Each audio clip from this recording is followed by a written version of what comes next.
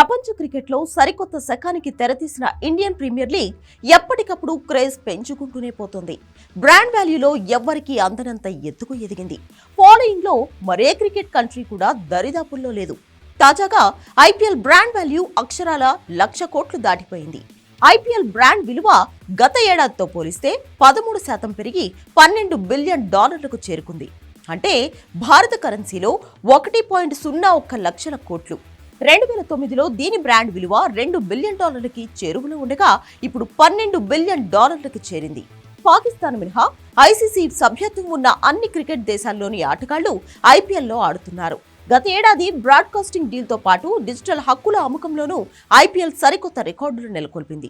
అక్షరాల 44,075 కోట్ల రూపాయలకు ప్రసార హక్కులు అమ్ముడయ్యాయి. వీటిలో టీవీ ప్రసార హక్కులను సోనీ సంస్థ 23,575 కోట్లకు దక్కించుకోగా, డిజిటల్ ప్రసార హక్కులను జియోకు చెందిన వయాకామ్ 18 సంస్థ 20,500 కోట్లకు దక్కించుకుంది. ఈ డీల్ తర్వాత ఐపీఎల్ వాల్యూ బాగా పెరిగింది. ఫ్రాంచైజీల ప్రకారం చూసుకుంటే Chennai super Kings, Mumbai Indians, Kolkata night riders, royal Challengers Bengaluru జట్లు $100 మిలియన్ బ్రాండ్ వాల్యూతో టాప్ 4లో కొనసాగుతున్నాయి. అన్ని జట్ల కంటే సిఎస్కే టాప్ లో నిలిచింది. ఆ జట్టు వాల్యూ 52% పెరిగి $122 మిలియన్, భారత కరెన్సీలో సుమారుగా 1,033 కోట్లకు చేరుకుంది. ఇక లీగ్ లో most successful team Mumbai Indians brand వాల్యూలో సెకండ్ ప్లేస్ లో నిలిచింది.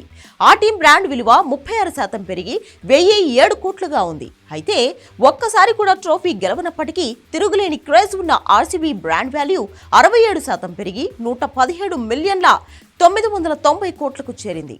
గత సీజన్లో ఛాంపియన్స్ గా నిలిచిన కేకేఆర్ బ్రాండ్ విలువ 38% పెరిగి దాదాపుగా $922 కోట్లకు చేరుకుంది. సన్ రైజర్స్ హైదరాబాద్ వాల్యూ ఏకంగా 76% పెరిగి సుమారుగా $719 కోట్లుగా ఉంది.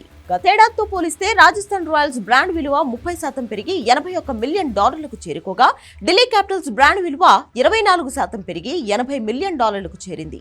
కొత్త franchise Gujarat Titans, Lucknow super Giants brand విలువ వరుసగా $69 మిలియన్, $60 మిలియన్ ఉంది.